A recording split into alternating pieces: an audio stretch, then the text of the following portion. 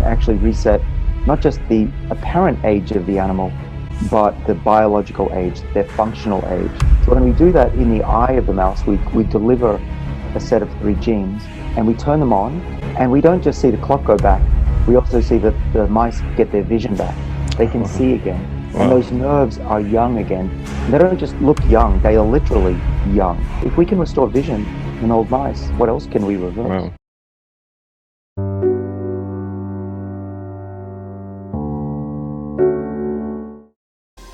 In the future, when this all comes true, and it's not that far away, people will look back at today and say, can you believe they were trying to cure diseases after they happened, after it was too late? This is a different approach about not just understanding why we fall off a cliff and die, but what gets us to that cliff in the first place. In the early 2000s, we were excited about longevity genes controlling our body's survival, and connecting that to dieting and exercise. And we can talk about that later. There's a lot in my book about why exercising and fasting is good for you. But in the last few years, there's been a real breakthrough in understanding the fundamental reasons that cause aging. And we've declared that there are about 8 hallmarks of aging, things that go wrong in our body that need to be fixed if we're going to live a lot longer. And I won't go through all 8, but your listeners, your viewers may have heard of some of these: telomere shortening, mitochondrial dysfunction, senescent or zombie cells accumulating in the body. But what I've always been fascinated with is whether there's a single unified reason we age. Not just having 8 tributaries or rivers, but is there a major upstream river that if we block that, all of these other things don't occur? Or if we cause that to happen quickly, do these other hallmarks happen more quickly? And I propose what's called the information theory of aging, and that is that we lose what's called epigenetic information, and that leads to all of these other hallmarks of aging. And if we can slow that down or speed it up, then the other hallmarks should either slow down or get speeded up as well. And that's what we're finding in my lab, and as I describe in my book. We are aging from conception, actually. We can now measure a biological clock in blood. Mm-hmm. And it's clear that aging doesn't 50, it starts when you're born or earlier.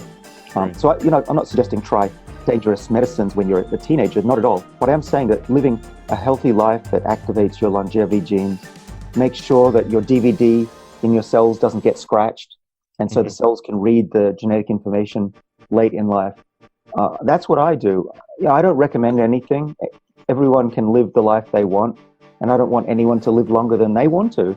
But what I'm trying to do is to give people information about how to live into their 80s, 90s, and beyond in a healthy way.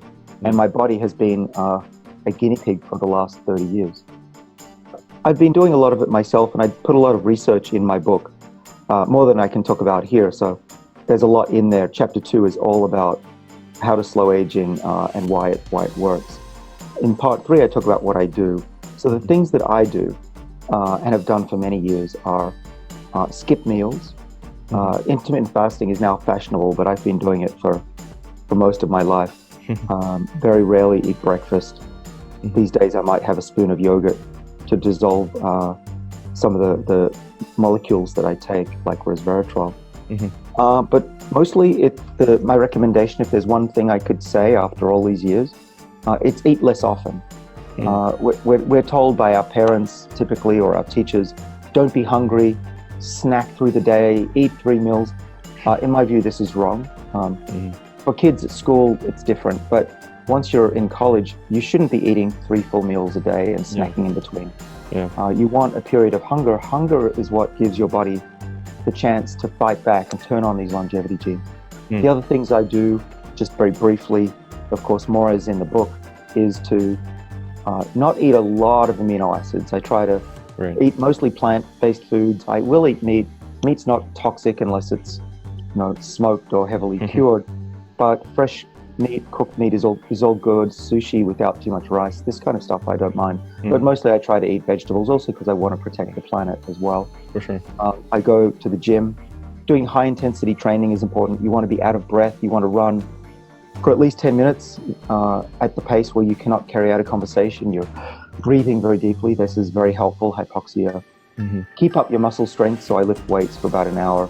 And then I go to the sauna and I jump in a cold pool to give my body a shock. It's all about making sure your body doesn't become satisfied or complacent. Otherwise, it doesn't turn on these genes. Yeah, so we discovered that longevity is controlled in part by sirtuins. So we discovered this when I was at MIT in the lab of Lenny Guarente, and this is now going back 25 years. And these genes in yeast and in our bodies, they sense adversity. And what we discovered in my lab was about 1999, 2000, is that when a yeast cell is hungry, it will make more NAD. And NAD is a small molecule that sirtuins need to work.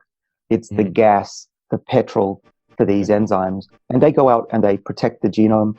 They stabilize the epigenome so you don't get the scratches so quickly on your DVD in your cells. And they repair broken DNA.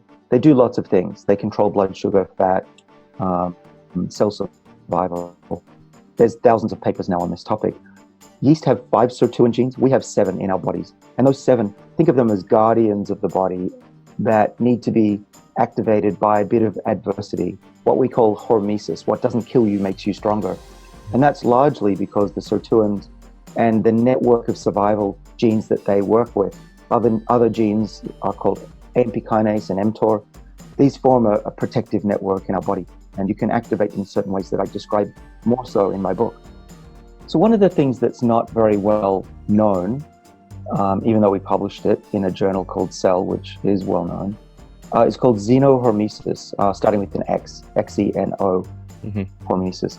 And this is the idea that when plants are stressed, they make molecules that help them survive, because plants have sirtuins as well. Right. An example of a xenohermetic molecule is Resveratrol, which you can find concentrated in red wine, which is made from stressed grapes and bottled. And so xenohermetic molecules can be found in all plants as long as they're stressed out. And so what I look for are plants that have not been treated very well, plants that have been picked when it's dry or really sunny or even with a fungal infection.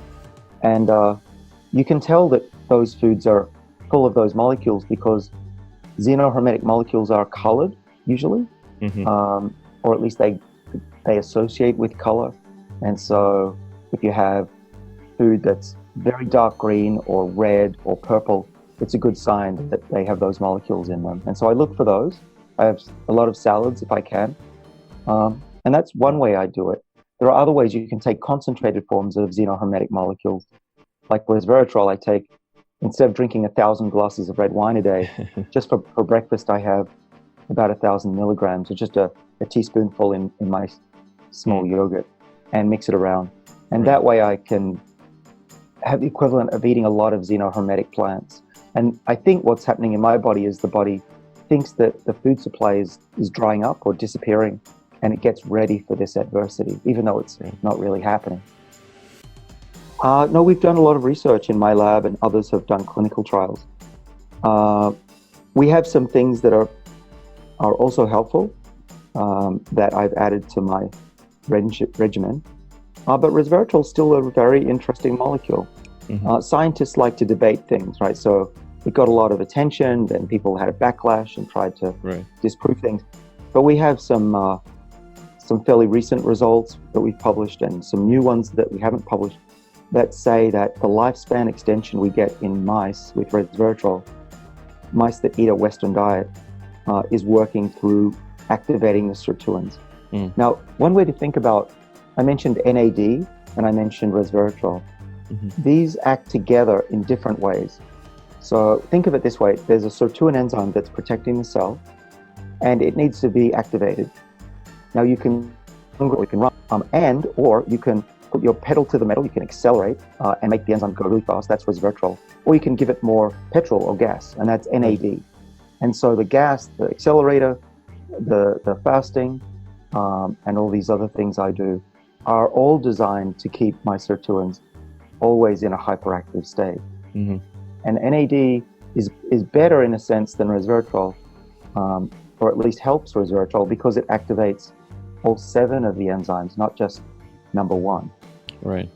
Well, so NAD is a molecule that we need for chemical reactions in the body.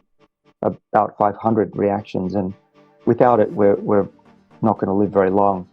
And it became a very boring molecule in the 1990s.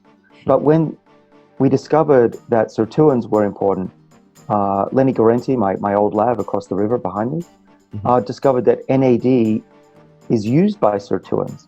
And what we then really figured out was that NAD levels go up and down during the day. When we are hungry, it goes up, full goes down. When we sleep, it's going down, and when we go to wake up, it comes up. So it's essential, and it's changing through the day. And what we have realized is that as we get older, many of our tissues, our body tissues, goes down with NAD. So if I look at an old mouse, for example, it has very low NAD levels. And what we're finding in my lab and other labs is if you raise those NAD levels back up, either to normal, young, or even higher, we have mice that can do remarkable things. We published last year that mice can run up to twice as far by raising their NAD levels back to young. So 20-month-old mice were running like they were 5 months old again. And that we traced to improve blood flow through their muscles, which is something you usually only get if you exercise a lot.